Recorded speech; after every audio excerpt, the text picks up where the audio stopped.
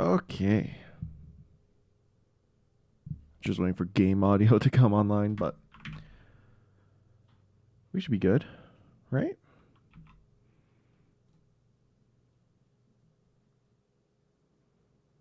Looks like it.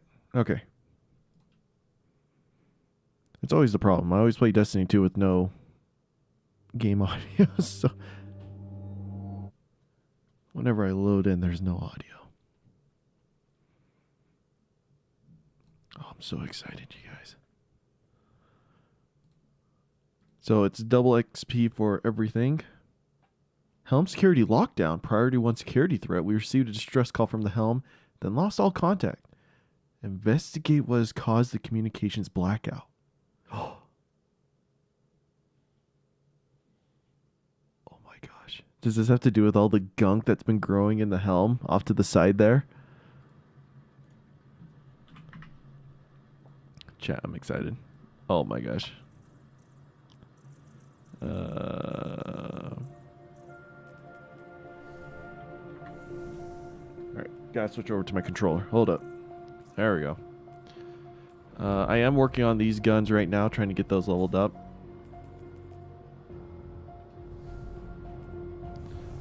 I have no need to be wearing this armor now.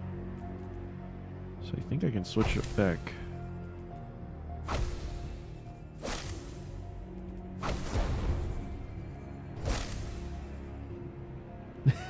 To my yellow warlock.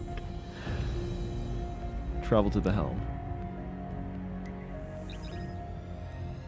Well, it doesn't look like we'll be loading into a mission.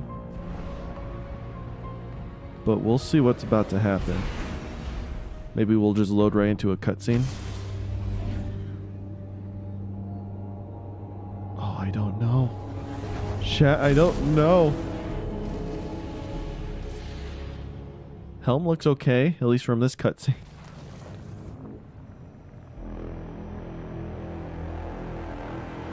Gosh, this Darkness Egregor crap is just all over the place. You never cease to entertain me, little guardians. Time and again, you have moved me to applause. And have I ever withheld your gilded reward? No, for I am magnanimous, generous, forgiving. And so, I grant you yet another gift. One last chance at salvation. The weakness in all its glory has set its covetous gaze upon your traveler. That we already knew from the raid. Stop it. Light burns for only so long. A feeble flame, easily extinguished. But you need not share that fate. I invite you to instead join me in revelry. So do we get a choice to join him, or is it an obvious no? The inevitable. Alas, you have always been stubborn. So, if you insist on being devoured, then I will savor your final moments. Until our next reunion, Guardian.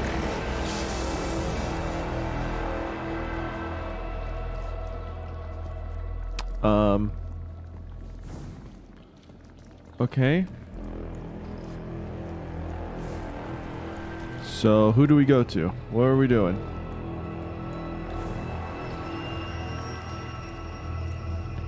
Oh, these guys are still here. Oh, good. They're still safe. Eris.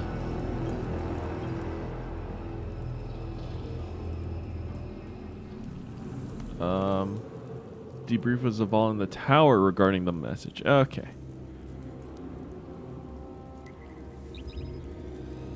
Off to the tower. I swear the finale is just this. I'm going to be a little disappointed. I was hoping for something a little bit more grand.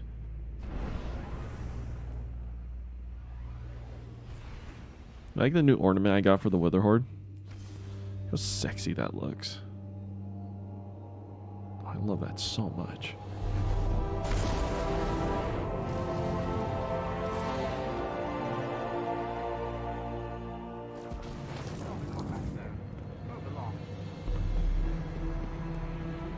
Alright, Zavala. We all have to look out for each other these days. Are you ready? Zavala sees you coming, steps forward to meet you. I heard. He exhales slowly. Callus's plans are foiled. His vessel stranded without a heartbeat above the moon. He shakes his head. I'm not sure how he projected himself into the helm, but it was the same here, over the homes of the people we protect. His brow furrows with focus. Only a coward terrorizes innocence. Zavala looks you dead in the eyes. Callus and this witness think they can intimidate us. It's always the ones who claim to be invincible that crack first, and they've just challenged every guardian in the system. Another conflict on the horizon. Can't say I'm eager to meet it, but if it's in defense of our citizens, not the traveler, not the light, but for the people behind our walls, we'll be ready.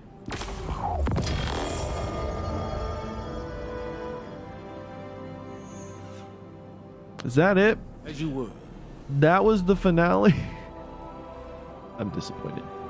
I was hoping for something more. And that sparrow does... I mean... It's pretty cool. I'll never use it.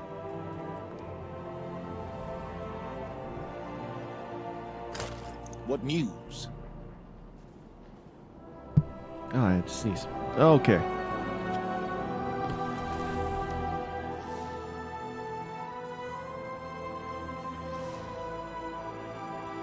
I did not do anything this season.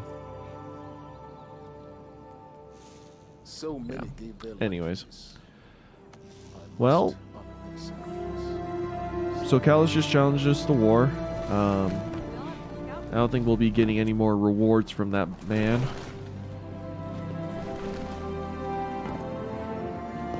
So that's good to know.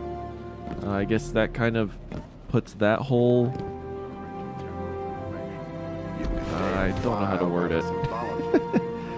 Story hole or plot point to rest. And still gives us no information about what the next season is going to entail. So here's what we do know, right?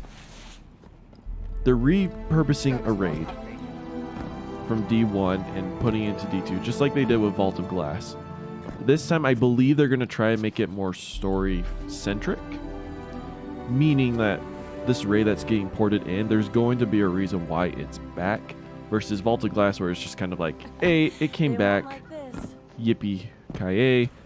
Vault of Glass never really had that importance into the narrative story, other than a few like story missions where you enter the Vault of Glass and do some stuff in there, but it's never like the raid itself was an integral part of the story.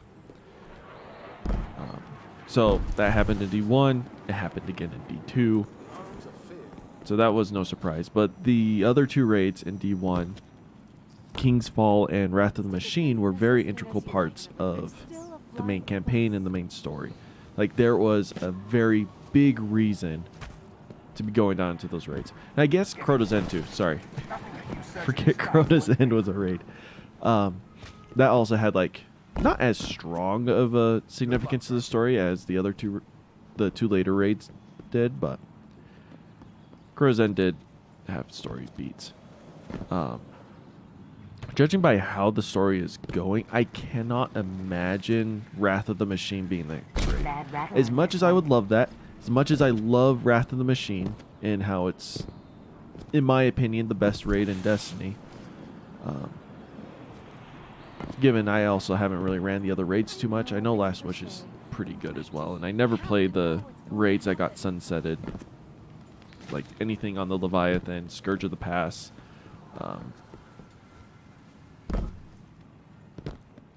Was that it? Are those all the raids were on the Leviathan and then you had Scourge?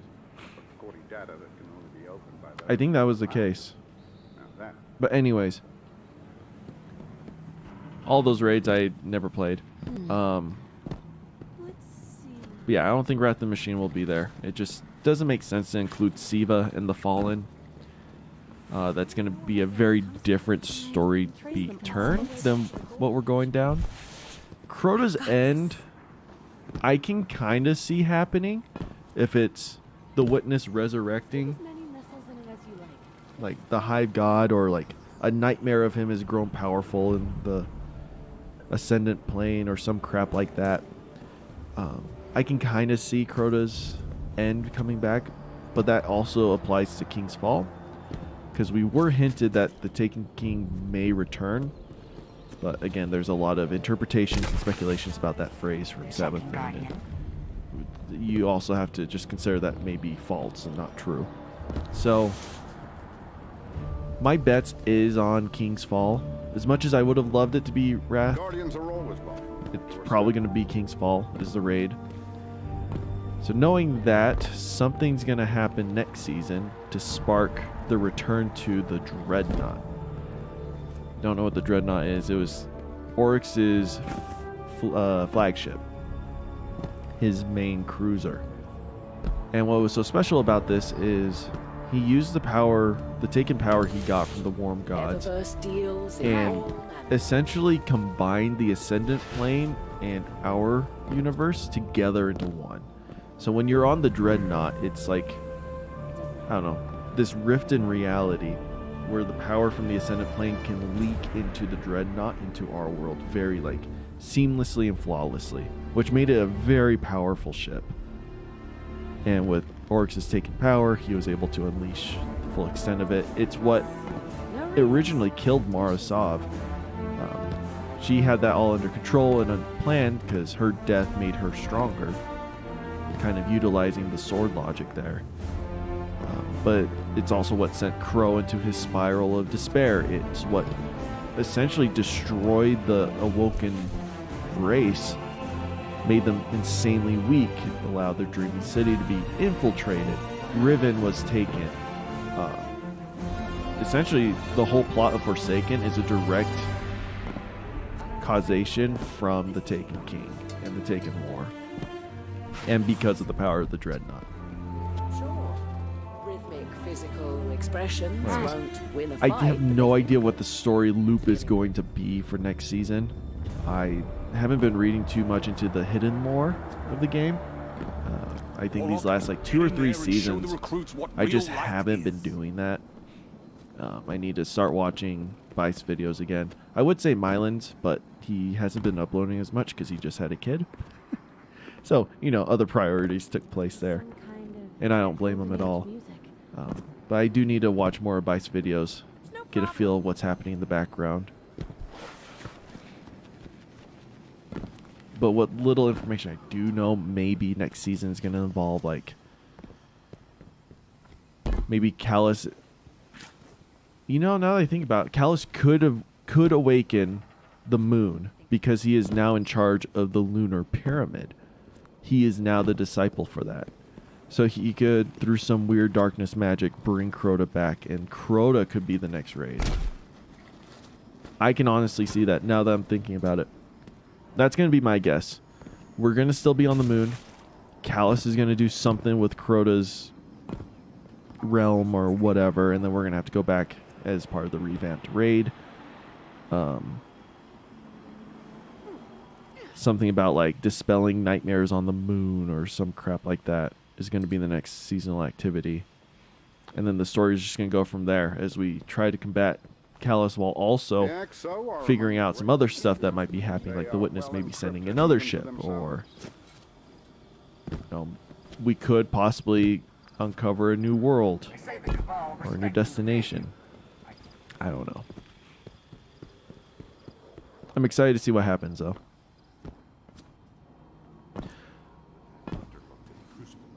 So with that being said,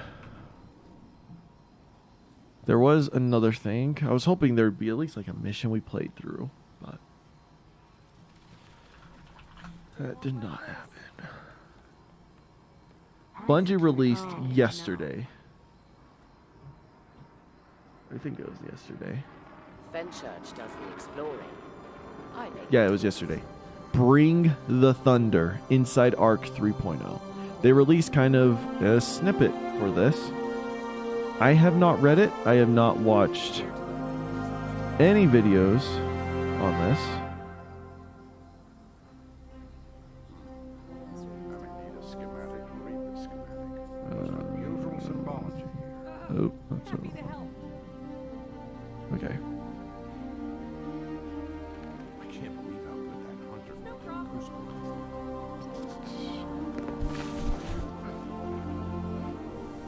I'm gonna turn off dialogue. Hold up. I don't want to hear random Looks people in like the tower there's a talking. rat living in there. We do want to hear all the music though. Oop. Okay. So let's go ahead and read this together and figure out what Arc 3.0 is going to have in store for us. I'm excited. Like the inevitable lightning that follows storm clouds, Arc 3.0's time has finally arrived. In 2022, the original trio of elemental subclasses that power Guardians in Destiny 2 have been undergoing a major overhaul. Void was the first subclass to get the 3.0 treatment with the launch of the Witch Queen expansion. Season of the Haunted welcomed Solar 3.0, and soon it will be time for Arc Wielders to receive their upgrades. The Destiny 2 development team has been hard at work on the subclass revamp, making sure that the new version of the Arc subclass brings the thunder. Having lead subclass redesigns with Void and Solar, the team has spent a great deal of time zeroing in on the essence of what a subclass revamp is all about, making sure that every aspect of gameplay and every ability and feature fits into the player fantasy. To get there, it all starts with inspiration. Arc is really just go fast and hit stuff, said Destiny designer Sam Dunn when asked about the core fantasy that powered the Arc 3.0 revamp. We call it the whole W subclass. Everything is built around moving forward and enabling aggression and those abilities. Powering that high-speed, high-impact goal, one of the prime inspirations for Arc 3.0 was the 2009 action movie Crank 2 High Voltage. I have never heard of that movie. The madcap action flick stars Jason Statham as an ex-hitman who has his heart stolen and replaced with a battery. To stay alive, Statham must keep his body electrically charged in increasingly outrageous ways. It's non-stop, it's relentless, and it's a great place to start for the fantasy the team wanted to achieve, namely ridiculous closing speed and maximum impact upon arrival. We had a lot of ideas about, oh, you get this buff, and then, much like Jason Statham's heart, you need to keep it ticking by staying in the fight, said Destiny designer Mike Humboldt. As the design evolved, we strayed a bit from that just because it's hard to achieve that in gameplay of Destiny, where you're deleting 75 monsters in a room, then running through a hallway. But that was the emotional fantasy we wanted to go for, very much like living on the edge. Those Guardians who have spent some time with the revamped versions of Solar or Void, or with Stasis for that matter, know the basics of where to begin with Arc 3.0. As with those other subclass options, Arc 3.0 will give players more flexibility over customizing their Guardian's power to suit their playstyle through the introduction of aspects and fragments. In addition, new and returning class and melee abilities have been built or refactored for the modern Destiny 2 sandbox, making the subclass more powerful than ever. I'm excited to see what they bring back. There's a lot of nasty stuff in D1 under this Arc subclass. Lighting up new abilities. Before we dive into the class-specific Arc abilities, let's talk about the buffs and debuffs that are key to the Arc 3.0 experience. First up is the new buff, Amplified, which is key to the Arc 3.0 experience. An Amplified Guardian is faster, both in terms of movement speed and in terms of their weapon handling, and more agile, able to perform long slides that can function as the devastating setup for some kind of attack that follows. Unlike other damage-type buffs, Void's Invisibility or Solar's Radiant, players do not need to equip any specific aspects or fragments to become amplified. By default, all Arc classes become amplified after rapidly defeating targets with any Arc damage. Oh, that's nasty. And equipped aspects and fragments offer additional ways to become or benefit from being amplified. I like that. Oh, that's cool. After sprinting for a few seconds, an amplified guardian will gain another boost in speed, as the designer put it, or Mike Humboldt puts it. Basically, as fast as we can make our sprint animation go, gaining a sizable PvE damage resistance buff and enabling an even longer slide ability. Imagine a full-on Metroid speed booster mode. Only Samus is now wielding Calhoun. Even if a player is no longer amplified, as long as they keep sprinting, the speed booster buff will stay active. In development, speed booster probably took the longest for me to get on board with, in that you were already moving faster to begin with, said Humboldt. When asked about the process of developing and refining the verbs for Arc 3.0, adding PvE damage resistance to speed booster to cement it as a strong gap-closing tool, and seeing it being used to move from one cover to the next and playtesting really brought it all together for me. You start sprinting, and then you hear this audio swell start to come up, and then you're like a jet engine rocketing around the arena. It's awesome. On the debuff side, Arc 3.0 is bringing two to the party, Blind and Jolt. Blind doesn't shock me with it. What's Jolt? Blinded opponents in PvE won't be able to see, naturally, and will also be disoriented and unable to fire their weapon. PvP blinded opponents will have their screen whited out and their HUD removed for a short period of time alongside a distorted, washed out audio effect. So very much like the flash grenade.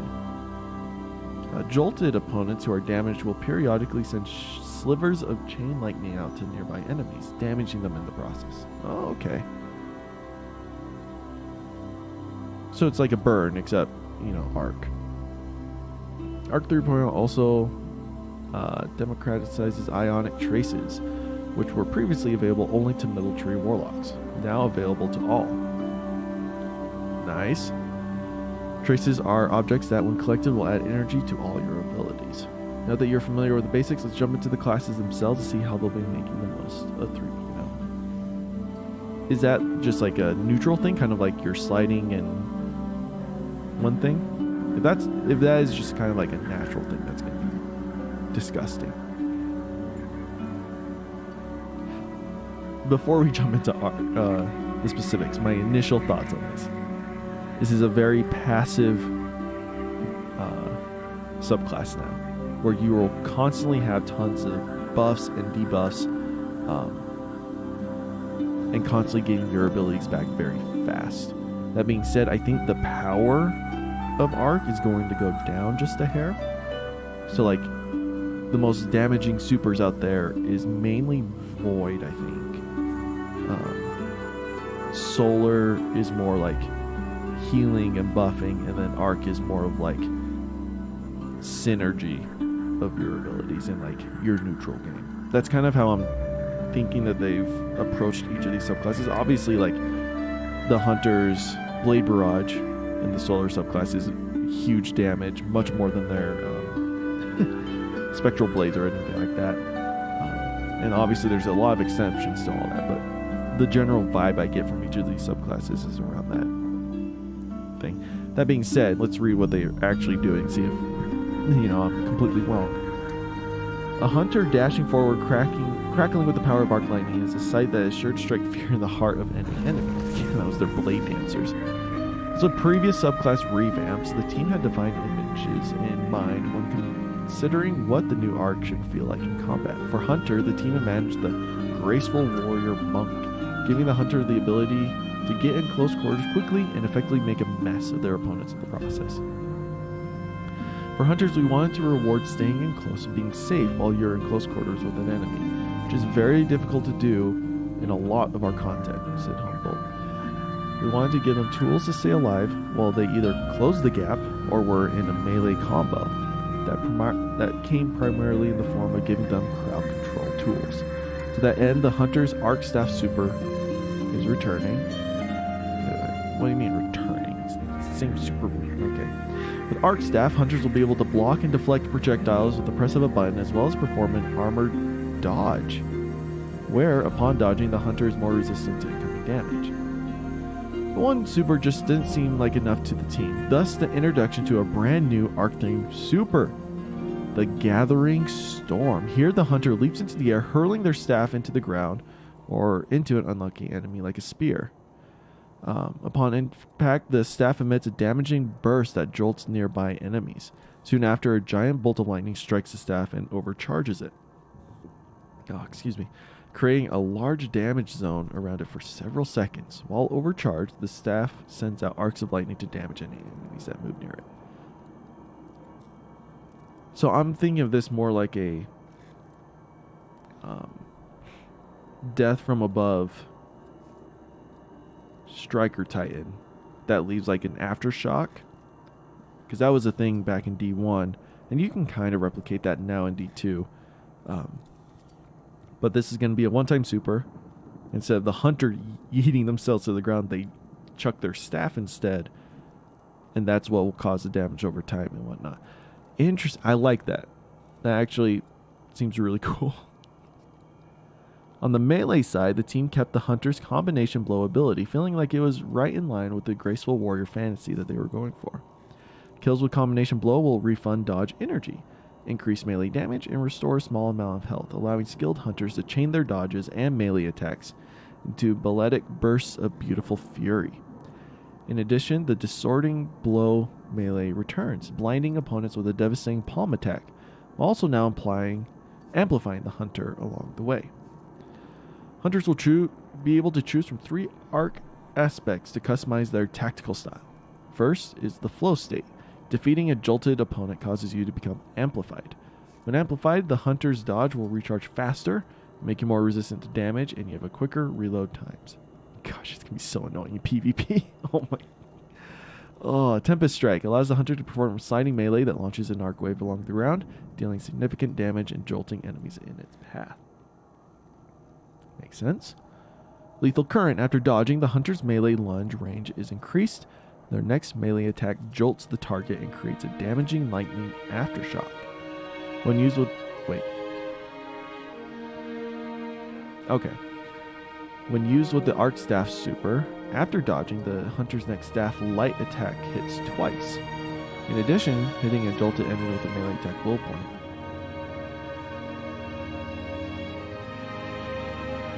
Honestly, if I was a hunter, I'd go with Flow State and Lethal Current. Those are really good. Tempest Strike is good if, like, you're used to using it, but I've never been big on Tempest Strike. Like I'm saying, I need to get some water.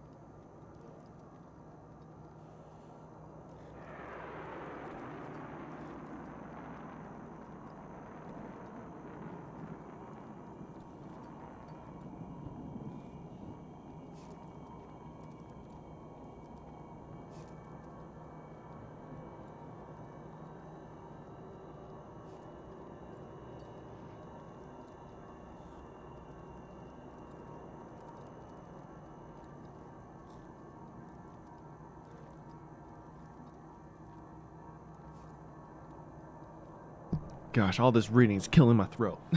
I had to get some more water. All right. Where were we? Right here. Finally, and of particular note, Arc 3.0 will also bring back the blink movement mode for Arc Hunters. Hunters are finally getting their blink back. I'm happy for you guys. I ain't a hunter main, but I am happy. Blink felt more of a hunter thing than it did a warlock thing. Oh my gosh, hunters are going to be so annoying in PvP now. Holy crap. But they finally got their blink. They did it. In fact, the blink ability will now also include a baseline buff for any class that has access... Wait, what? Looking at you, Void Warlocks. Okay, so they're improving blink. So it's like they're not only giving it to hunters, but they're also changing how blink works a bit.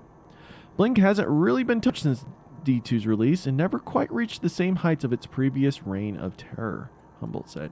We felt like this was a good time to walk a few of the tuning changes back a little and bring Blink's potency at baseline up without needing an exotic equipped. In practical terms, that means an increased travel distance and a reworked recharge model for the ability that'll keep it fresh while still maintaining its effectiveness. Yes! I'm excited to see how Blink works, because I actually used Blink quite a bit in D1, even though in D2 I think I've touched it twice and I was like, I hate how this feels, and I never touched Blink again. And that was 4 years ago when I did that. So I'm excited to see just how well Blink is going to perform.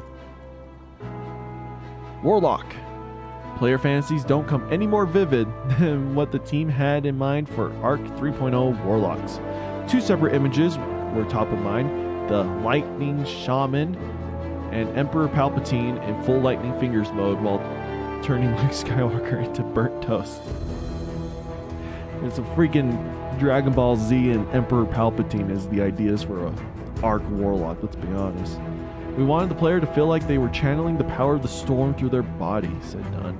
Controlling the storm, controlling lightning like an elemental conduit. Two supers will be available for Warlocks: Chaos Reach, where players will be able to shoot concentrated beams of arc energy out of their hand to decimate opponents. Yes. I could not have imagined them getting rid of Chaos Reach. There's no way they could have done that. And Storm Trance, which is more akin to the image of Palpatine floating around the world, firing electricity from their fingers.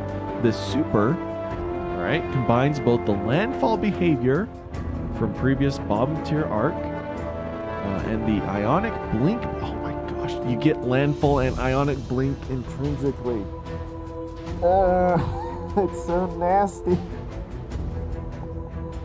Holy crap. That is... I remember doing this in D1. It was just brutal to go up against. Because a Warlock could just... It was essentially a mini Fist of Havoc. Back when Fist of Havoc was just one slam in D1. Before it became the Fists of Havoc in D2. But Landfall was essentially a free mini Fist of Havoc. And then you still had the rest of your super to go through. Which was already pretty nasty with Storm Trance. But then... with Ionic Blink, you could slam the ground, blink away, so anyone who was trying to stop you or, survive the initial landfall could go up and shoot you. You blinked away, and then you just start hitting them with your super, and then blink to the side, hit them with your super. It was just so deadly. I almost got a 7th column with Storm Trance in D1. The only reason why I didn't is because my teammate sniped a guy before he died. Like, he was in the middle of getting electrocuted down. You would die pretty quick. I think it was like a 0.9 or a 0.8 time to kill with Storm Trance if you're getting hit by it. But like during that period, I had damaged him, but then my teammate sniped him, so he got the credit for the kill. I didn't, so I didn't end up getting the 7th column. But I got the other 6 kills super easily. 3 of them were like with the land, well, 2 with landfall, and then the other 4 was with the super. But it was deadly. So having that intrinsically is going to be nasty. Warlocks will have 2 melees available, both utilizing the power of lightning. The ball lightning melee. Okay, so we keep this still.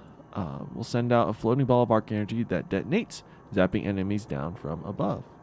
Hey, Osku, what's up? Chain lightning will send out arcs of lightning to strike and jolt the primary target and chain damage to surrounding enemies in the process. Okay. I think what's nice about this is like all these abilities we already had. So Bungie is just kind of like, they're good. There's no need for us to make new ones. So we'll just bring them in. So none of that is new. The Warlock's whole thing is that being amplified modifies their abilities. It powers them up, said Dunn. For ball lightning, if you're amplified, the arc ball will fly out and zap enemies 3 times instead of just the normal 1. Oh my gosh.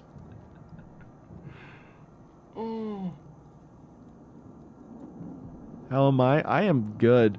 A little sad that I wasn't able to go on my trip because I wasn't actually supposed to be here streaming this week. I'm doing all right. We're doing good. Reading these notes is making me happy. 3 times.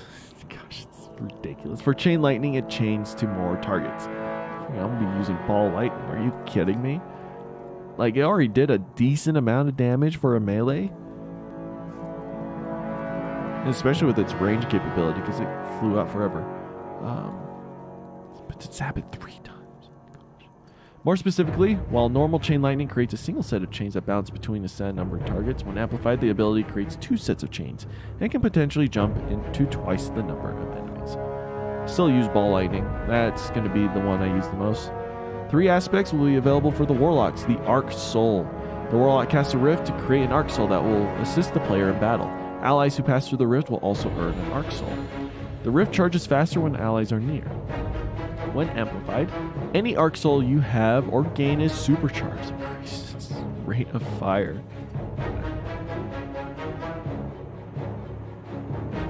Gosh, I hope this synergizes with the One Gloves that gives you like the overcharged Arc Soul, because it does count as a separate entity, so you could have that going and a normal Arc Soul going. So you have 2 shooting buddies. So I wonder if like if you're amplified, does it boost that second Arc Soul that you can get from the exotic? If it does, holy crap. It's just freaking gun buddy squad going on over here. Lightning Surge. The Warlock activates their melee while sliding to transform into a ball of lightning and teleport forward, calling down a field of lightning bolts at the exit point that jolts targets. I'm trying to imagine that. So, activates their melee while sliding. So this is kind of like your whole sliding thing with the Titan Solar, your hammer slam. Except you do a slight teleport forward and then essentially causes like a small landfall. Or I guess like more of like a lightning grenade, right? Hey, Zero, what's up? Don't worry about being late. Honestly, nothing much has happened. I'm reading notes. The finale was just like a 2-minute cutscene and like reading some text, and that was it. It was really boring. You joined the BD6 clan? Sweet. We got second in our teams.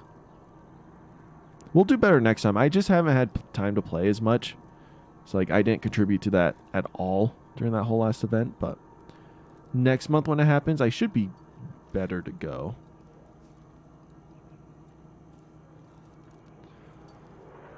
Anyways, Lightning Surge. It sounds good. All those sliding like special abilities I've just never really utilized or used. It's just not something I always remember to do. Electrostatic Mind. Arc ability kills and kills on arc debuffed enemies. Create ionic traces. Okay, so ionic traces are not, what do you call it? Intrinsic. You do need aspects and fragments for that. When you collect any ionic trace, you become amplified. And kills on arc debuffed enemies.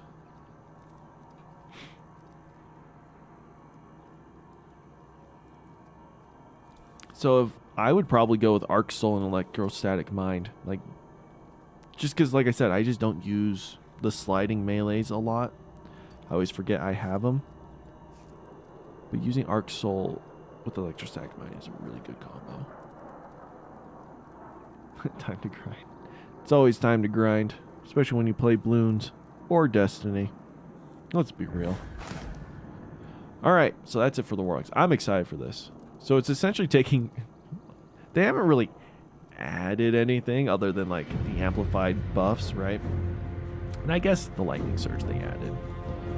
But Warlocks were already pretty good, so they were just like, let's just combine all the best of all the Warlock trees and just let you play with them all together. Titan. Titans haven't traditionally been known as paragons of mobility, but with Arc 3.0, the team is shaking things up. Are you kidding me? Titans have been so speedy. Teams had a couple of inspirations in mind for the Titan Arc revamp. The Lead with Your Fists Bare Knuckle Brawler and the Freight Train. Gosh, gosh, Titans are gonna get the biggest overhaul, and they're gonna be so meta in Arc. Like, you think Hunter's got a good revamp? No, it's Titans. It's gonna be Titans. Yeah, I was in a volunteer program, so I couldn't join the stream for a bit. Oh, no worries. What kind of volunteer program? Volunteering is really good. I need to do that more. I haven't volunteered in a while. You don't get to move the Arc Titan, Humboldt said. They move you. The Arc Titan's ultimate goal is to punch you in the face, and so a lot of what we did for Arc Titan was to try and figure out how we facilitate fist-to-face contact as much as possible. That desire to punch all the things manifests in a couple of devastating supers that are returning for Arc 3.0. Fists of Havoc and Thunder Crash. I like how they say returning for 3.0. It's literally, it's the same supers we've had. There's the city cleanup. Oh, okay, nice. Those are honestly really relaxing. Like, I did that a few times when I lived in New York City. And let me tell you, New York City needs cleanup. Yeah, it was fine. I was just like, oh, this is great. Just stab some trash, throw it in a bag. City looks good afterwards, and you're like, you're welcome, New York. While the latter is practically unchanged from before, because I mean, what else can you do with Thunder Crash? Fists of Havoc now has an adjusted slam radius. It's halfway between top and bottom path. And the ground slam leaves a damaging field in its wake, while slamming from the air causes damaging AoE effect from the previous top try. In the case of Thunder Crash and other abilities, uncoupling a subclass's abilities from the old subclass Diamond system will result in some substantial buffs depending on how players use it. It's one of the intrinsic advantages that the new subclass 3.0 system brings to Destiny. When you start pairing them with different things, even though nothing changed about the actual ability, they can end up getting significantly stronger as a result, because now they aren't locked into a canned set of perks that surround them. Thunder Crash is a great example of that. Not really, there's a guy stalking us. And a guy stalking you while you're cleaned? That's weird. I apologize that you had to go through that. I apologize. I'm sorry that you had to go through that. Wrong word.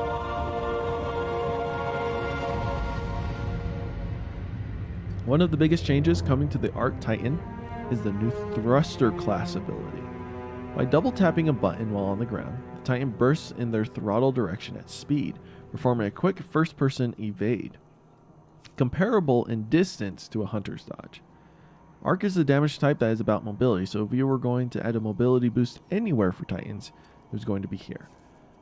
So I believe that would replace your barricade then? Yeah, the class ability.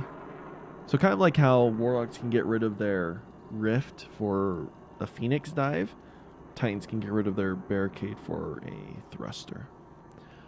That's going to be nasty. Especially since barricades can come back fairly quickly. For melee attacks, Titans will retain the Seismic Strike shoulder charge, which blinds enemies. Performing a Seismic Strike, while amplified, will increase the radius of the blind, and the blinding effect will last longer. Ballistic Slam also returns, where players can slam the ground after sprinting in the air, creating a damaging explosion. I wonder if they're going to buff that, because it's just so weak. It's such a fun melee to use, but man, it does nothing. Those returning melees will be joined by a brand new charged attack known as Thunderclap. Gosh, I can already hear the jokes and the memes coming from that name. Here, the Titan player holds the melee button and charges up arc energy that can be unleashed in either a quick, powerful jab or held and built up to be unleashed in a furious one-punch-man style blast that will devastate an opponent. The charged state cannot be stored, and the Titan must be on the ground to charge the punch. The damage is significant, and 90% charged Thunderclap will one-shot Guardians in PvP. But that reward will be balanced by the time it will take to build up that charge level, and the fact he must remain stationary to charge. Always a danger. I like the idea. So think of like the finisher styles where it's like the Titan just slams their fist and it as like the finisher animation. I'm sure it's gonna be something very similar to that, where it's like you just kind of charge and you just yeet your fist at someone. The longer you charge up, the more damage it does. I'm just trying to think where you would utilize that, because you do have to stand still. The only place I can think is maybe during boss DPS, but even then, like if the boss slams you, they're probably going to slam before you can slam. I don't know. That'll be interesting to test out and see. Like the other subclasses, Arc 3.0 will have, or Titans will have 3 aspects to select from. Touch of Thunder improves arc grenades. Really? Titans are getting the improved grenade aspect. Because Warlocks so far have had the arc or the grenade improvements. Because in Void you can supercharge your grenades, and in Solar it just gives a natural buff to all your grenades. Well, okay, so Titans are going to get it. Flashbang fires an additional blind pulse on its first bounce. Oh, that's nice. So you don't have to try to bounce your flashbang in the correct place. When the grenade damages an enemy, it creates an ionic trace for the Titan. Pulse grenade damage increases over time as the grenade lingers after impact. That's going to be good boss or like major damage. The lightning grenade grants an additional charge for lightning grenade and jolts targets on initial blast. Okay. Storm creates a roaming thundercloud that moves and tracks enemies similar to the Stasis Hunter Silence and Squall, firing lightning bolts at the ground underneath it. How is this a Titan ability? That seems like such a Warlock thing. Oh my gosh. I'm jealous. I'm so jealous that Warlocks don't get that. Alright. Juggernaut. While sprinting and with full class ability energy, the Titan gains a frontal shield that blocks incoming damage. When amplified, the shield is stronger. Once the shield is depleted by taking damage, the player's class energy is depleted.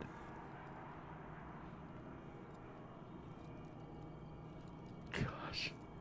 Like, I did not think they'd bring Juggernaut back. That was such an annoying ability to deal with. At least they kind of balanced it by having it connected to your class energy. But that's going to be busted. Like, what if it doesn't... See, it's like the shield is depleted by taking damage. What if it doesn't get depleted? What if it took damage, but then you stopped and then you started running again?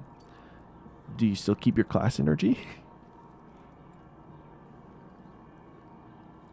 Or is it a thing where it's like, as you're sprinting and like the shield's up, like the energy meter on your class ability will like go down, and then wherever you stop, it stops, and then you have to wait for a recharge before you can bring it back up. I don't know. Juggernaut, man. It's strong. Knockout. Melee kills trigger health regeneration and make the Titan amplified. Critically wounding an enemy or breaking their shield causes melee range and increases melee range and damage for a brief period. The Titan's base melee becomes arc empowered while knockout is active. Okay, so yeah, that's similar to what it was before. To complement the class-specific aspects, Arc 3.0 will also introduce a suite of new fragments, which offer new perks to build upon, as well as added bonuses or penalties to your Guardian's intrinsic stats.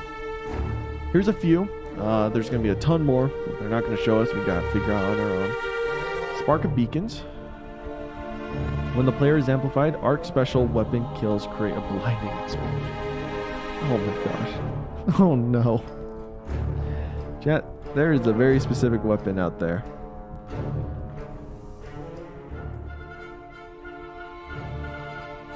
Forbearance.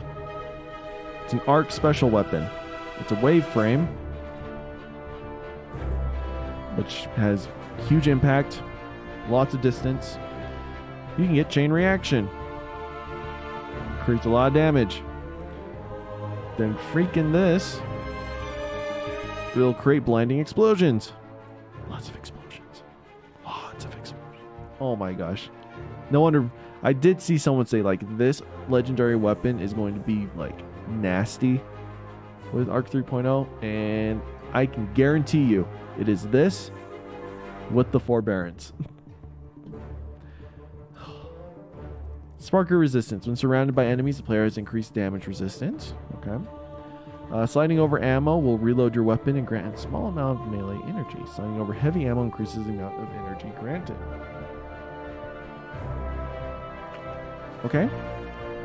That used to be like a Titan ability. Spark of Shock. The player's arc grenades jolt enemies. Oh, nice. That was a Warlock ability. That's cool. It's a fragment.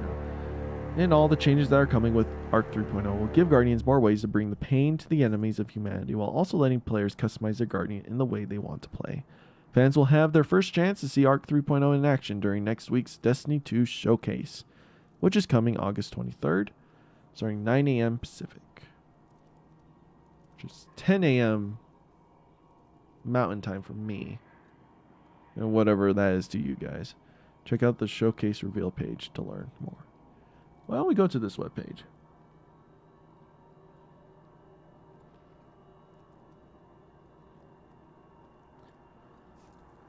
It has arrived. As we prepare for fate to unfold, the people of the last city look to the stars, to us for hope. And while we have triumphed in the face of impossible odds before, this time feels different. But if there is to be no escape, our story will be one of courage, one of legends. So the pre-show begins at 8 a.m. Oh my gosh, it's 9 a.m. on Tuesday. I gotta be streaming. Okay. Because I'll have the stream up, and then we'll just go through the stream together.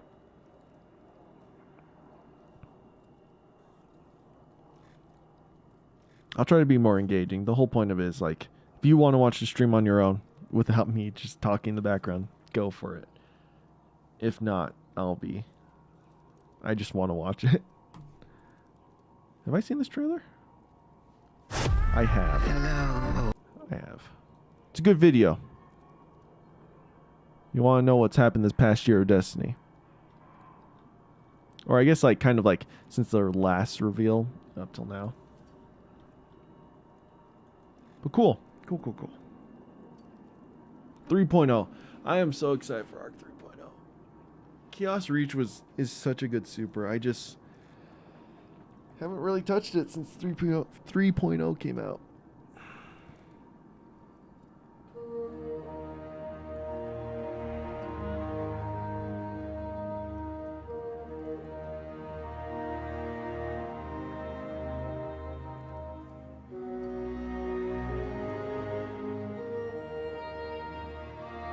Sweet. Has the new TWAB come out yet? It has. Just came out. I need some more water.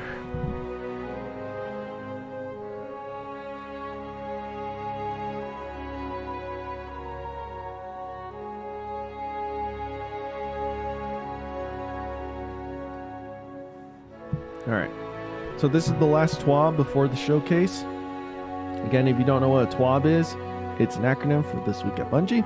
It's just a weekly newsletter that they post every Thursday. With exceptions. But it's 50 weeks out of the year. It's every Thursday.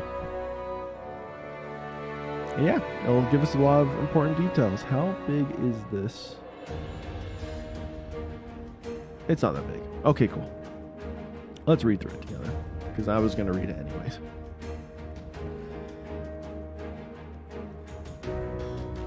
Okay. This week at Bungie, we're talking Season 18 mods, Arc 3.0, and some additional save the dates. Not too much longer before our grand showcase, Guardians, and believe me when I say that we cannot wait to show you all what's next.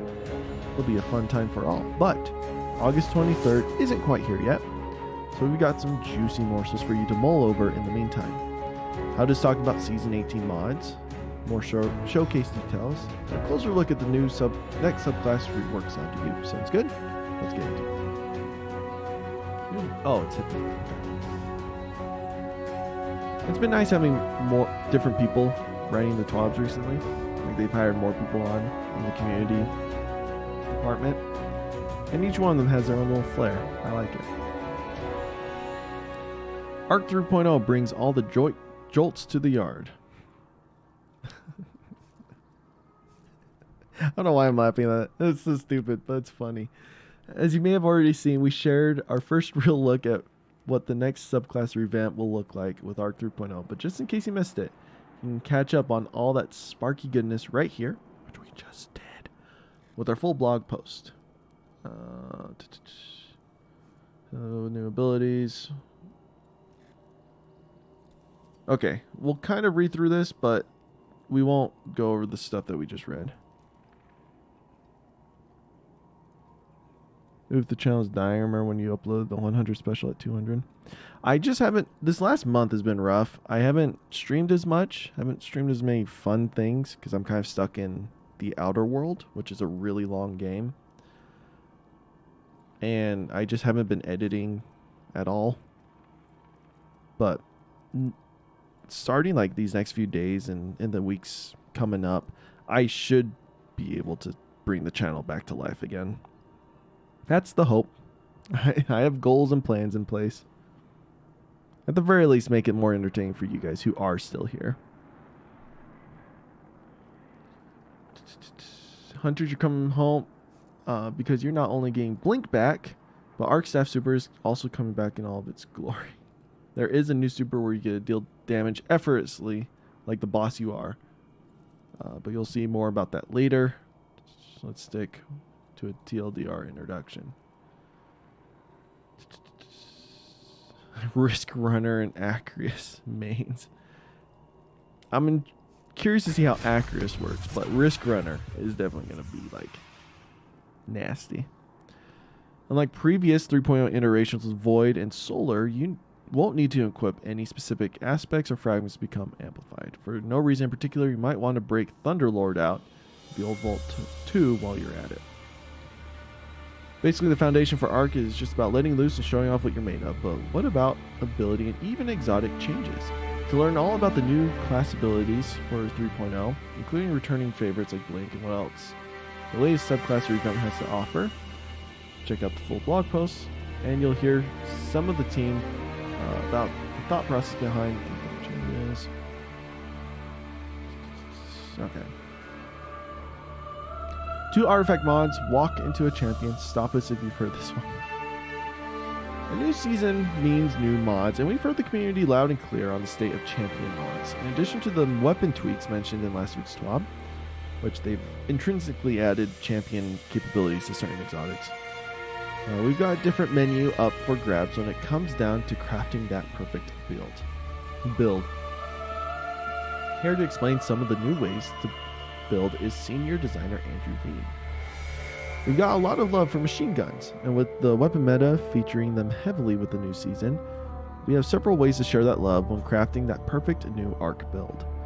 With Arc 3.0 being all about that rapid fire mayhem, making mods like Holster, Scavenger, and Overload more obtainable and unlocked sooner seemed like a great fit. There's a trifecta of returning favorites from Season of the Chosen. Scout Sniper targeting, Anti-Barrier Sniper. Oh my gosh. Yes. Yes. Oh, Anti-Barrier Sniper. I'm so excited for it. And Sundering Glare. I forgot what that one was. We're excited about these, especially because players have been clamoring for the return of Anti-Barrier Sniper. And this season's meta encounter types made it the perfect time to add it in. One of the new mods we're featuring is Bad Amplitude. We created this particular mod to increase access to Jolt in Season 18, while also giving players a new answer to the age-old question, how can I make champions explode? Hype Train Conductor and Trace Evidence are also new to the artifact, though these two mods will make more sense when you have had some hands-on time. For mods that are entirely new, we've got those mods bolded, so it's easy to spot what's new. Anything not bolded is either based on previous mods or are reprisals. So first, oh my gosh. Okay, we'll go through the first row. Overload Bows, Unstoppable Pulse, Anti-Barrier Scout, Anti-Barrier Auto, and Unstoppable Shotgun. Interesting. So we got Scout Rifle Loader, Sword Ammo Scav, Machine Gun Holster, Scout Sniper Targeting, and Bottomless Bounty. Improves to origin perks. Oh, okay. I was like, what? So we got Glaive Loader. Focusing Strike causes a damage with the melee ability grants class ability. Oh, okay. Oh, Arc and Solar Resist. Machine Guns, Scav. Bruise to origin perks. Overload LMG. Uninterrupted fire from equipped machine guns will stun enemies with a beam that delays energy regeneration and reduces enemy damage output. Anti-barrier sniper. Overload LMG. So at least this is nice, right? So you have pulse rifle, LMG, sniper, and yet you can cover all your bases that way. Bad amplitude. Damaging a champion with an arc ability causes the champion to become jolted. I can't remember what those do. Thunderous Retort. Arc supers do more damage when cast while in critical condition or while amplified. Oh my gosh, could you imagine Thunder Crash with this? Hype Train Conductor. Plus 2 seconds to amplify timer. That's cool. Trace Evidence. Precision hits on arc debuff targets will generate ionic traces. Dude, they wrote like a 30 paragraph. They do this every week, Zero. It's part of their job. Lightning strikes twice. And Sundering Glare. Why they? I want to know what this does. Actually, no, that's a returning. I forget what it. Yeah. Wait, is Lightning strikes twice already part of the game?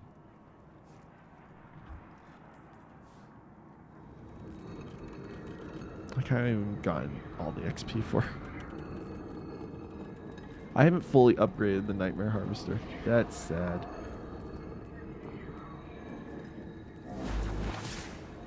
Or was Lightning Strikes twice last season? It might have been last season. This guy actually sounds really familiar. As with Void and Solar, you will make your own decision on how to craft that perfect build. We'll just take an additional moment here to say that Hype Train, Bad Amplitude, and Lightning Strikes Twice have a lot of potential for those looking to make a spicy Guardian even spicier. Get in, Guardian. We're getting in our calendars. Iron Banner, Grandmaster Nightfalls, and more. Oh my, yep, it's that time again. Time to roll out the invite list for some key dates to keep an eye on when diving deep into the new season. Let's make it Facebook official and set a date. So the raid launches on August 26th, which, gosh, next Friday. Oh crap! I'm not even gonna be here.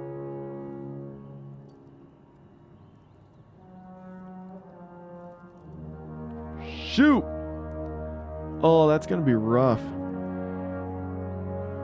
Okay. Iron Banner arrives November 6th and November 15th. Both weeks will feature the new eruption mode. Oh yeah, that's right.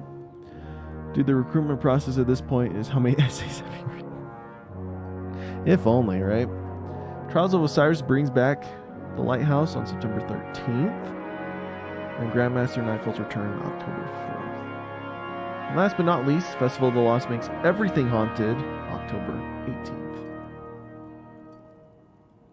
Gosh. Okay, so next week, raid. 2 weeks from then, Iron Banner. Week after that, Trials. And like a couple weeks after that, Grandmaster. Okay. So that second week, there's nothing special happening. Interesting. Because you would think Iron Banner will come on like September 2nd, but. Or, sorry, the week before that, but.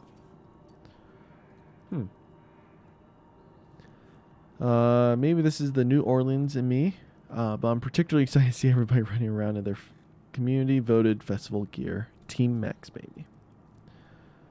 5 more sleeps. Only 5 more sleeps before we finally get to show off all the things the team has been working on behind the scenes. While Guardians around the world were busy confronting hard truths and learning what it means to be a survivor in Season of the Haunted, our developers have been hard at work on what the future will look like against the Witness and its impressive allies. Here's a video that I started playing earlier, but watch on your own. It's like a minute long. It's a really good video. In case you've been living under a Cabal dropship, our upcoming showcase is Bringing the Noise on August 23rd. We'll be showing you a first look at what's next in exciting detail. The festivities will be going down over on Twitch through official Bungie channels. Even better, there will be localization options for our global players. Here's what you need to know. When that, so yeah, like I said, 9 a.m. my time. So that's when we will be streaming. I'll probably hop on just a hair before then. Make sure everything's good. Get everything set up. Get the hype going. It'll probably just be me, let's be honest, because you guys don't care about Destiny stuff. I'll be happy. For our global players, there are several available channels that will be localized to watch the upcoming Destiny 2 reveal stream. The main Destiny 2 showcase will have localized subtitles available for the following languages: French, German, Italian, Spanish, Brazilian, Portuguese, simplified Chinese, Japanese, and Korean. So if for some reason you're watching my English stream and you need these, there's that information. Twitch drops are debuting for Destiny 2 for the first time. What is this? As a small token of appreciation for stopping by to watch our Destiny 2 showcase on Twitch, we'll be offering up this glorious Starbirth emblem as a reward. Oh, okay, so we'll get an award for just showing up to the showcase. Sweet. To be eligible, you'll need to make sure that your Twitch account is linked to your Destiny 2 account in your Bungie.net profile. I will do that after the stream. Well, at least check to see. I think I have done that. It's pretty simple. Simply tune into the official channel and watch at least 30 minutes of the showcase. Sounds good. Once the showcase itself wraps up, don't hop out too soon. Following our take on show and tell, we'll also be hosting a post-show live stream with some of the team to talk about what was shown off. I like it. We're especially excited to welcome D Flawless, a wildly passionate content creator that has proven time and time again that he's got the stuff that Guardians are made of, onto the stage to chat with us. Oh, sweet. So Dado did this years ago, but it's going to be D Flawless who does this, where they kind of just ask questions from a community standpoint and get information. If you're interested in learning more about the world of Destiny 2 from the mouths of those that continue to craft its future with each season, then you're not going to want to miss this. I'll be free till September 2nd, so if I'm not here before... Oh, you won't be free until September 6th, so if I'm not here before then, sorry. No worries. We all have lives. And that's why I leave the streams on YouTube, so you can always watch them in your spare time. Ready to learn about Lightfall 3.0 and even more? Good, because we can't wait to show you. Check out the tune-in page, which we've already done. +1 all the way from Germany. As our humble community team grows by one more, this time from Germany. Stimmin, believe he's the busiest of bees knees. Don't forget to show him lots of love. So he has a little message. Hey friends, I am Timon, the new community manager for Guardians in Germany, France, and the UK. Our community is filled with amazing people all over the world that will not only affect my work, but also the world of Bungie and how we are evolving Destiny. Let's do it together. Most enjoyable for me is to take my Warlock into dungeons and raids with friends and fellow Guardians.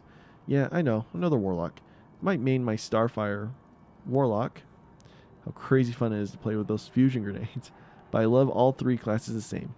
Hunter with Caliban's Hand for those enjoyable ignitions everywhere, and the never-dying Titan with Lorley. I won't be revealing info about the game, but if you want to connect on social, you can follow me on Twitter. I have heard a lot of stories over the years about conquering world-first raids, meeting new friends, and the various ways that Destiny has touched your lives. I would love to hear more. I can't wait to experience the future of Destiny with you together. See you, Starkside. Hotrin Hyota? Timon. I slaughtered that. That's German. I don't know how to read German, but that's September. Bunch of games I play is making an update. Oh, I see. Well, that's fine, Zero. I do the same thing here. Player support report. Not all heroes wear capes. Our player support team does sometimes wear really spiffy hoodies. It's basically the same thing. That and they really are heroes and make the player experience better one update at a time. This week's report will focus heavily on lingering Solstice event issues, which you can check out below. So update 6.2.0 is gonna prepare for the launch of season redacted. Season Destiny 2 will undergo scheduled downtime from 9 a.m. to 11 a.m. on the 23rd. Below is the scheduled timeline for this release. So 9 a.m. maintenance is scheduled to begin. This thing is going to be brought offline. 10 a.m. will be brought back online. Scheduled to. What's great about this is the showcase is going to be happening at the same time. So I think the reason why they did that is like, listen, you can try to hop into the game without watching the showcase, which a lot of people do enjoy doing, but it's maintenance time, so you probably won't be able to get in. So how we're going to bypass that instead of being bored and waiting for the game to load is by watching this. And hopefully by the time that's ended, the servers will be back up and running, because Bungie's been doing really good with their servers. Last chance Bungie rewards. Players looking to earn certain Bungie rewards should complete the associate in-game achievements before the 23rd. The Reaper Seal, collectible medallion pin, Severance t-shirt, Thought Stealer pin, and the Hake Deep Explorer hoodie. Okay. These rewards will be available to purchase from the store until the 31st. Claim your rewards. Make sure to claim all Ingrams and other rewards before the new season begins. Any rewards not claimed from ritual vendors will be removed at the beginning of the next season. Players should also claim and equip any seals and tiles they unlocked this season. Yep. Alright, known issues. A blank emblem may appear in collections for players to participate in the Foundation Gaming Festival.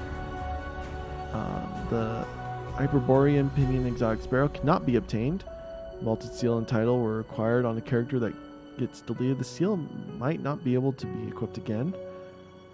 Oh, interesting. Severance package emblem isn't dropping from Crown Star after players reset their rank. This issue will be resolved in a few weeks. Life for Life emblem from Season 16 can't be unlocked by players. Players who have refreshed their Bungie rewards page a few times for various rewards become claimable. Dare Another Day screen keeps appearing for players after they reset their strange favorite rank. Maximum number of times. So, this is all like movies of the week. Haven't seen that video. Haven't seen that. Haven't seen that. And here's the art. I did see this. That looked freaking amazing. Did not see that. That's cute. And the end. That's a wrap on our latest TWAB-tastic adventure. It feels good going into the weekend knowing I'm far from alone and being excited for next week. Teams are beyond jittery with hype over here, and we're seeing your excitement too, which only amplifies our own that much more. Basically, we're all just a big ball of intrigue, anticipation, and desire to fully immerse ourselves in what's next. Together. And that's what it's all about, really. Till then, make sure you're drinking lots of water, soaking in good vibes, and always putting your kindest foot forward. See you next week, Guardians. Hippie. Oh, my throat. The only problem about reading these things, I always want to. Man, they destroy your throat. Nothing too new here. Understanding the artifact page is nice.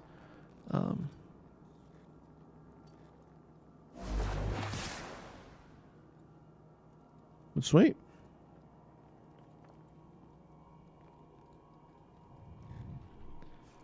Honestly, there's nothing much more to do than just wait for Tuesday to come.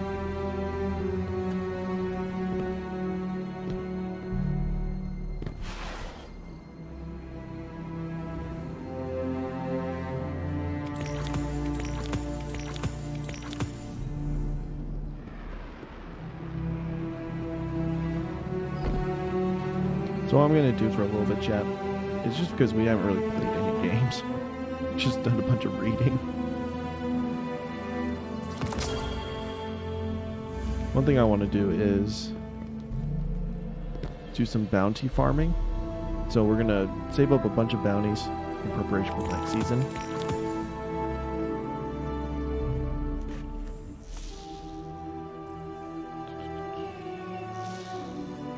We want to go to the Cosmodrome.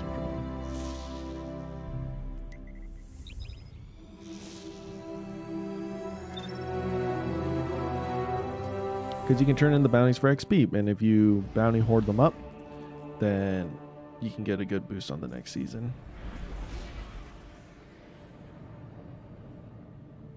So I think we'll do that for a little bit, and then I'll end the stream.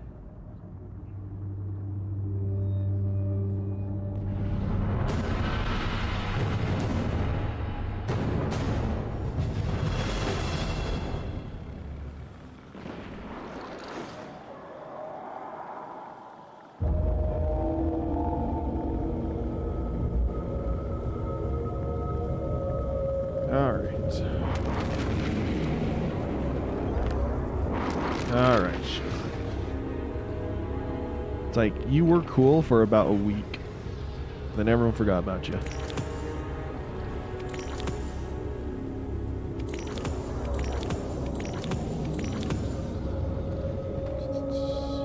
So, Fallen, Melee, Super, and Kinetic.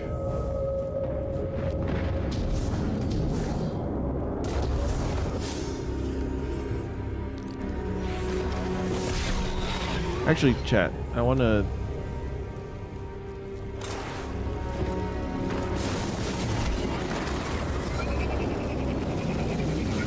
Gosh, my Warlock robe is all in the way. Look at it!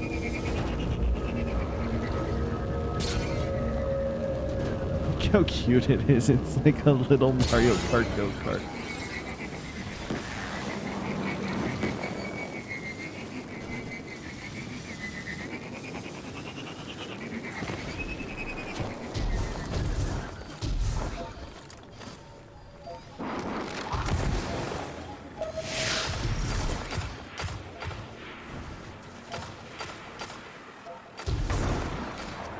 I forgot I have dialogue off, so we ain't gonna hear Sean's voice. Yay.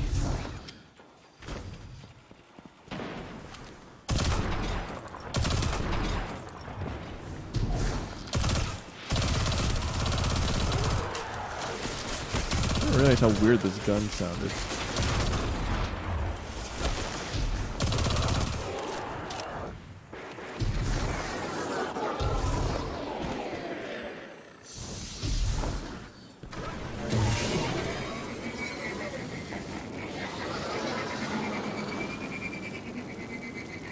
We'll go back over and do the public event, don't you worry.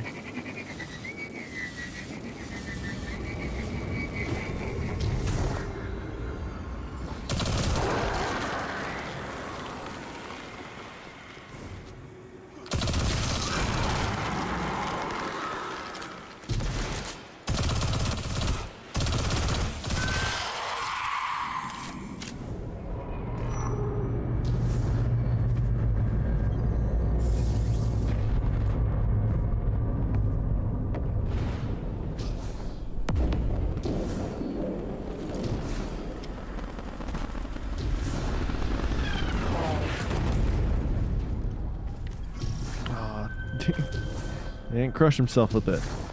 That's a shame.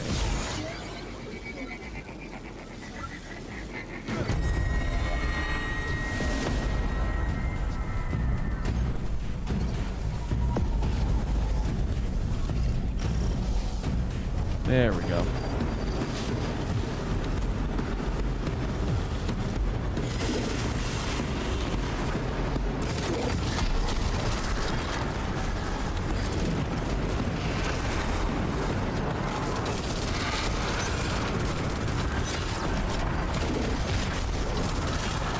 I hit the spike on the stupid thing.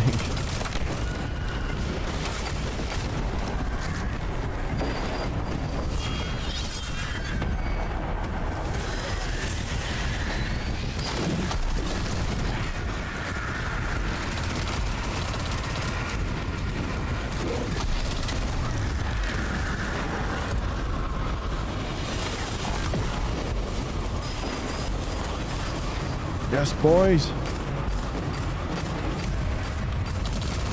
So part of me actually really wants to finish up the Outer Worlds as well. There's so many other games I want to play, and I promise it won't take as long as Outer Worlds has.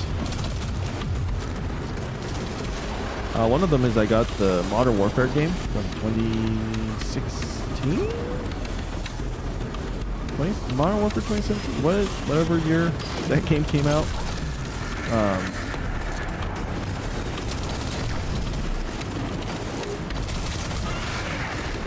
But yeah, I got that, so I'd love to play it. I've already watched gameplay of it, like I know how the whole story in the game goes, but it's just something I want to play. And it was on sale a couple weeks ago, so I picked it up.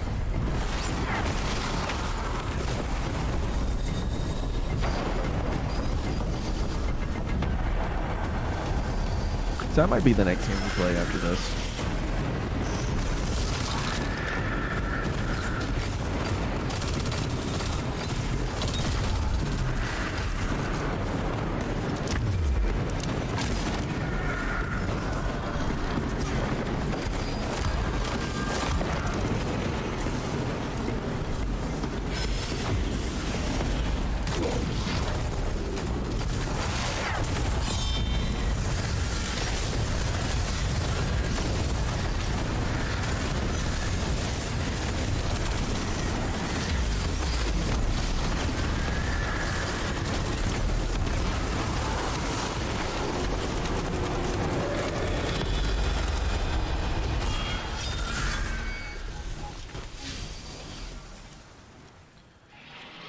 So we need Void and Arc.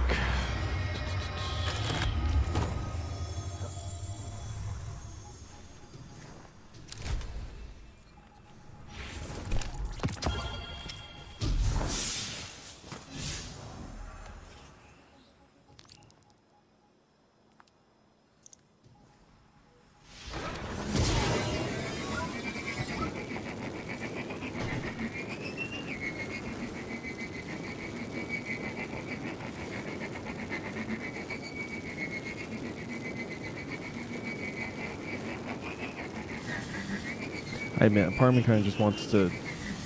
Let's finish up as many of these Cosmic Drone bounties as we can. Shouldn't take too long. And then I might end the stream and do an Outer World stream.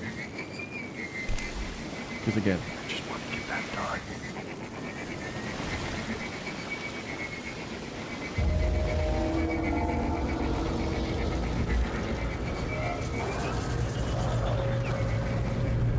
By the looks of it, I think it's going to be the walkers, right?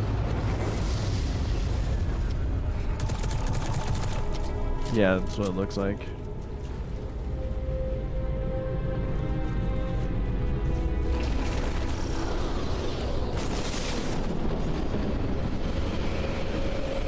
Yeah.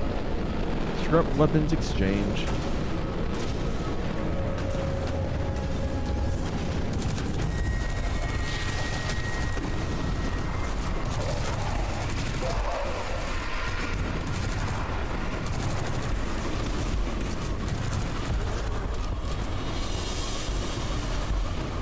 Hey Zero, what's up?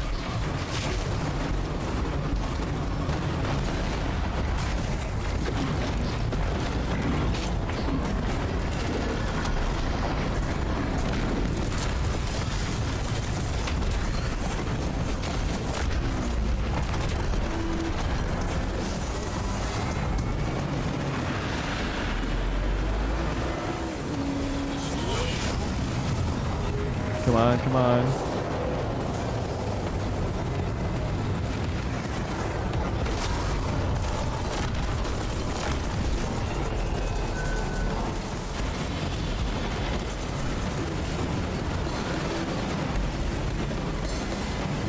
And deposit. Are you guys deposit those? Nope.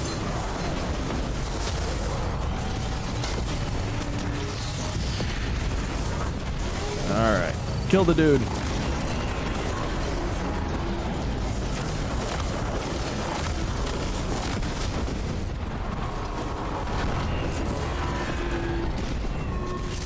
Alright, where's the other walker?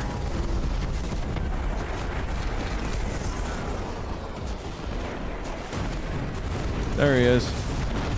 After him.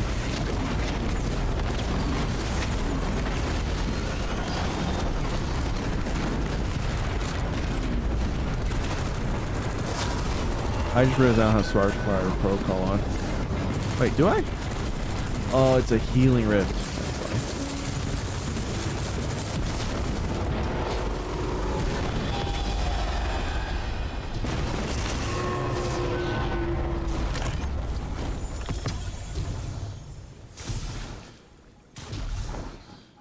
Alright, we're done with public events, right? Yeah. Play with super, so you just need kinetic, melee, and more void and arc. Okay. I feel bad. I know, it's just a massacre, isn't it?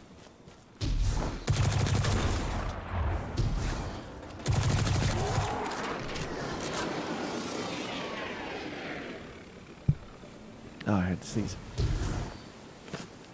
What's in here? Oh gosh, I can't see a thing. Okay. There's nothing in there.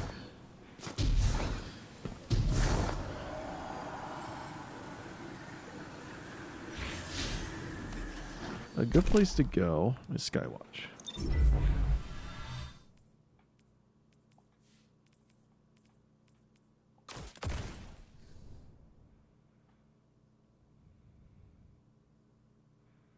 Zero chance.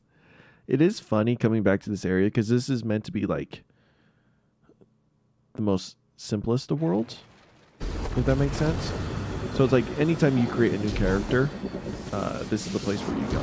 So all new and like kind of weaker players come here. So it makes sense why it's like everybody gets slaughtered so easily, especially when you're someone like me who has kind of all the more higher end gear.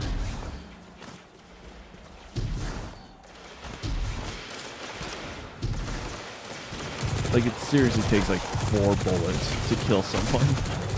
Whereas in other content I usually play, it takes like a couple magazines.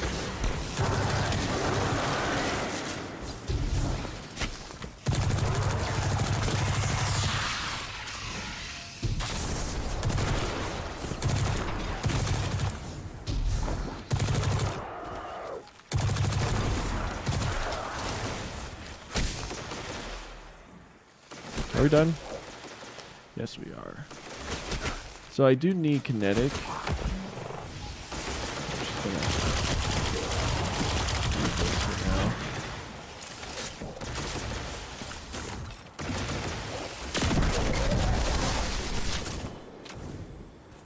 Gosh, this grenade launcher is so broken. So strong.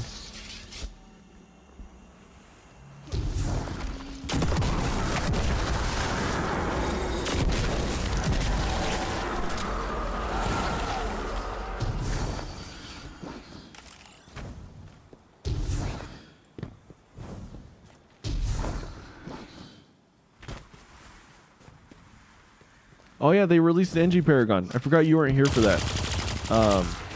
Yeah. That came out last week.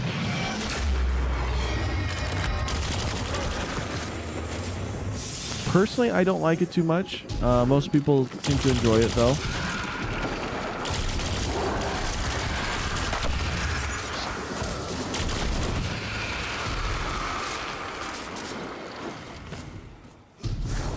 You don't have enough XP. The easiest thing I saw that you can do is go to Castle, the advanced map, go to Deflation, build a ton of 420 engineers, all underneath just like a camo village, and you should be able to just AFK XP farm that. I think it gives you quite a bit of engineer XP. Do that for a few hours and you should have more than enough for the Paragon.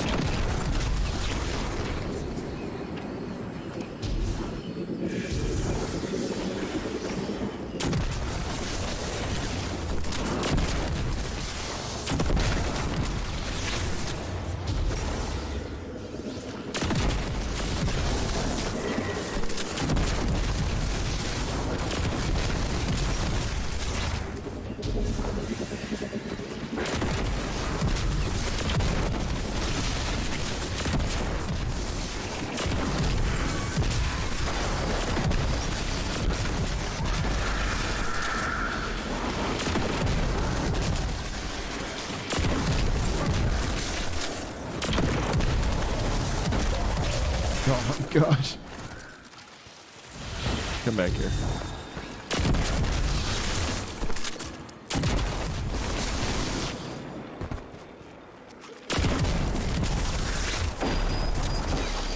And then I guess like once you get that engineer Paragon, they did release like what the next few Paragons should be.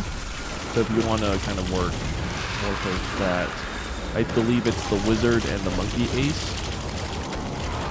So just as the months go by, you want to work on those experience and make sure you have enough of those.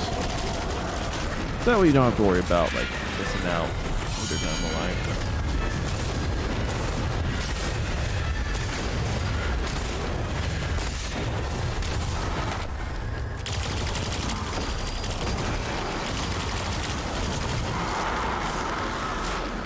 If I finished everything, what do I need? Melee?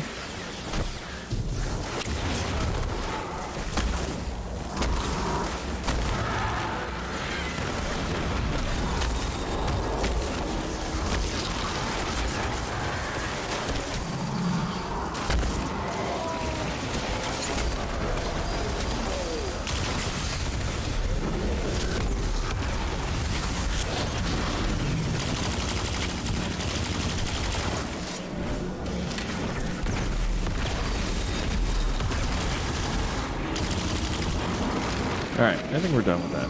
Alright. Yeah, we are. Oh, let's finish the guns. Just because why not? Trace and pulse. Do I have a pulse rifle on me? I do. Do I have a trace rifle? I do. Okay. Oh, hi.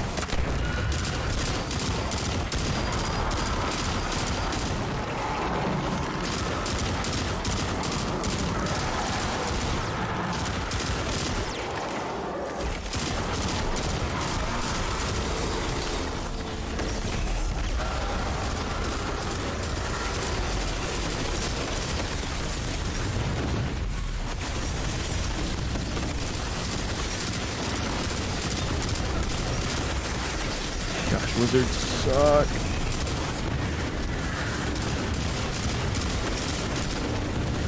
There's battleground over here.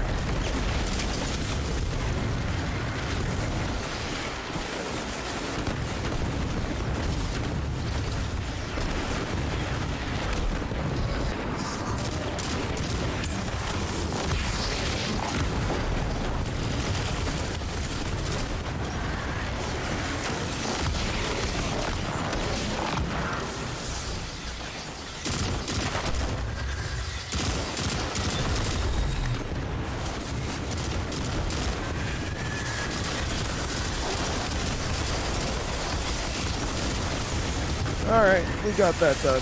That's fantastic. Alright.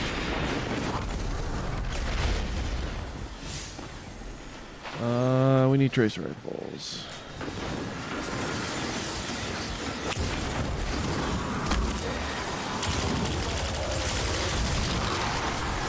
Thank you.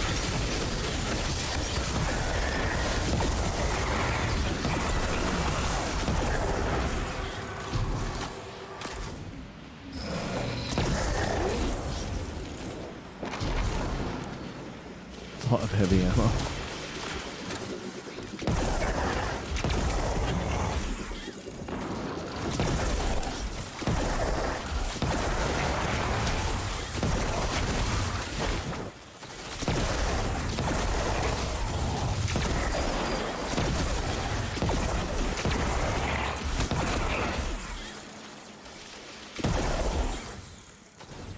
Oh yeah, add subsistence and one for all on this.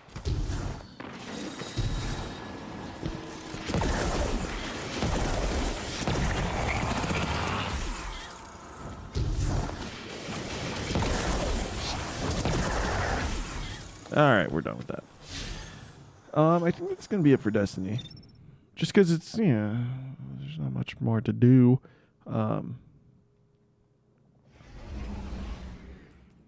Other than just be so overly hyped for what's to come.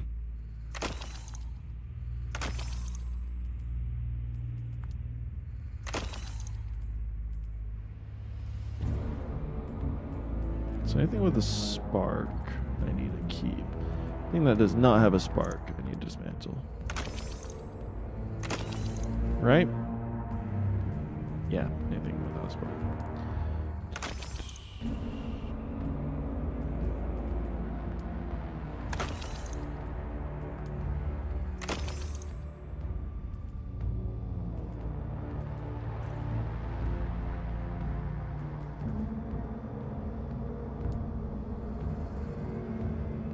Don't need these anymore. Cool. Yeah, I will end it there. I might hop on later, do some Outer Worlds. Yeah, thanks for you guys for joining. Not much gameplay today, a lot of reading, but it's all for the hype. Tuesday is going to be an epic day. So you consider this a prequel to that. Thanks, Zero, for being here. Everyone else who dropped by for a little bit, thank you. And